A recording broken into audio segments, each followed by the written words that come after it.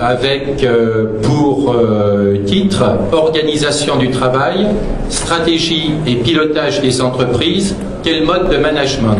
On a touché aux limites du taylorisme, on a touché aux limites du tout process, et que la seule manière de rétablir la confiance, c'est de travailler sur les marges de manœuvre, aussi bien du management que des salariés. C'est travailler sur la question de la reconnaissance du travail, et c'est travailler aussi sur, peut-être le plus difficile, comment donner une visibilité aux salariés sur son avenir. Et puis enfin, et dans le cas de ce qui s'est passé à France Télécom, c'est tout à fait évident, repenser l'équipe, le collectif, à travers les systèmes de management. Et on arrive à des exigences en termes de profitabilité qui sont au bout des capacités humaines, c'est-à-dire au bout des capacités humaines dans le physique, parce qu'on demande des rendements, on demande des cadences et une présence des individus à un tel niveau que physiquement ils sont atteints, et ils sont aussi psychologiquement atteints. C'est-à-dire on s'en rend compte aujourd'hui de l'inefficacité de ce management, de cette organisation du travail. L'aéronautique, on fait le constat que tous les programmes dans le monde sont, comme je disais, sont plantés. C'est-à-dire partout les délais, que ce soit le Boeing 787, la 380, la 400M, les hélicoptères NH90, chez Thales, les équipements, partout le même problème. On a commencé donc avec un objectif à la CGT, c'était de porter l'idée de réhumaniser France Télécom. C'est une idée qui a été rapidement partagée par tous, y compris par l'entreprise, en tout cas elle n'a pas été contestée. Et quand on parle de réhumaniser, c'est parce qu'il y avait un problème d'humanisation. C'était déjà la reconnaissance d'un problème de déshumanisation dans cette entreprise, qui a été d'ailleurs mis en avant par un questionnaire qui a eu lieu dans cette entreprise, où 80% du personnel se sont dit, ont dit ne plus faire confiance à leur entreprise et ne plus être fiers d'appartenir à cette entreprise. Donc dans une entreprise de 100 000 personnes, quand 80% du personnel dit « j'ai plus confiance en cette entreprise », c'est qu'il y a un problème, et ce problème s'impose à tout le monde, y compris au management et j'allais dire y compris aux actionnaires. Comment on fait plus avec moi? Et à France Télécom, comme on maîtrise bien les nouvelles technologies, on a mis en place les outils technologiques et informatiques qui permettent de contrôler la productivité par personne en temps réel. Quel mode de management?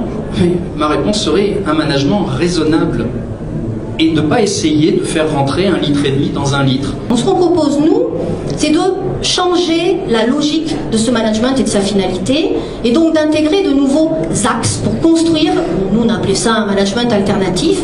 Alors à la fois, comment on articule dans le mode même de fonctionnement du management et ses pratiques, les dimensions économiques certes, mais aussi les dimensions sociales, les dimensions environnementales. Comment on revalorise la technicité et l'expertise, et puis surtout, comment on redéfinit ensemble, et pas qu'avec les managers, ce que doit être la conception de la hiérarchie aujourd'hui, ce que doit être la formation du management et ce que doit être le rôle et la place des managers. Et pour cela, on propose, mais je m'arrêterai là puisque je pense qu'on poursuivra le débat, de remettre à plat tous les outils managériaux dans chaque entreprise pour donner à chacun la possibilité de changer la donne. C'est-à-dire, nous on propose de remettre à plat le système d'évaluation. Il est totalement inefficace. Comment on passe d'une évaluation comportementale du sujet à une réelle évaluation du travail? Comment on prend en compte le collectif de travail? Comment on intègre des critères de responsabilité sociale de l'entreprise et de responsabilité sociale des cadres? Comment on parle de l'éthique professionnelle pour un travail bien fait, sécurisant, respectueux de l'environnement humain et de l'environnement tout simplement de la nature, quoi. Comment aujourd'hui aussi on donne de nouveaux outils aux institutions représentatives du personnel?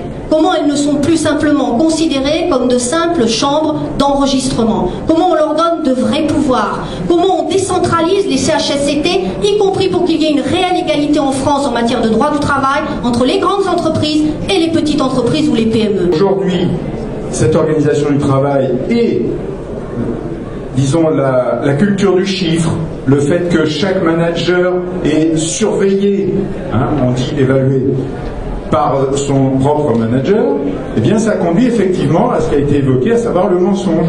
C'est-à-dire que chacun ayant intérêt à présenter des bons résultats, en réalité, au final du final, les résultats ils ne sont pas conformes à la réalité. Enfin, ceux qui sont affichés ne sont pas conformes à la réalité. Quand on a fait un travail pendant 20 ans avec l'impression de l'avoir bien fait, et qu'on a tout d'un coup quelqu'un qui vient s'asseoir à côté de vous, quelqu'un de beaucoup plus jeune, qui a peut-être fait les grandes écoles et qui s'assoit à côté de vous pour vous dire faut faire autrement, parce que ça va pas, c'est pas bien. Je peux vous dire que ça détruit, hein, ça casse, ça amène beaucoup de souffrance, et je suis pas certaine, pour le moment on n'a pas encore vu de bons résultats à cette chose-là. Et personnellement, je suis d'accord sur le principe d'une mise à plat avec les représentants du personnel et des organisations syndicales de ces outils. Mais je ne suis pas d'accord avec la caricature qui peut en être faite, que systématiquement ils ne valent rien et qu'ils sont systématiquement utilisés comme un instrument de contrôle et qui aboutit à la souffrance du salarié. On veut travailler pour quoi faire? Quel est l'objectif? Quel est le sens du travail? Et quelle est la place de chacun dans l'organisation du travail? C'est ça la question aujourd'hui qui n'est pas posée, qui est interdite même de débat dans les entreprises. Eh bien c'est ce qu'on veut poser en changeant le management.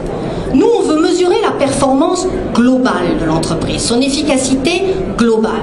Et c'est pour ça qu'on veut redéfinir, y compris dans les CE ou les CHSCT ou ailleurs, dans d'autres commissions décisionnelles, on veut redéfinir quels sont les critères, les mesures, les critères, donc les indicateurs de performance aujourd'hui.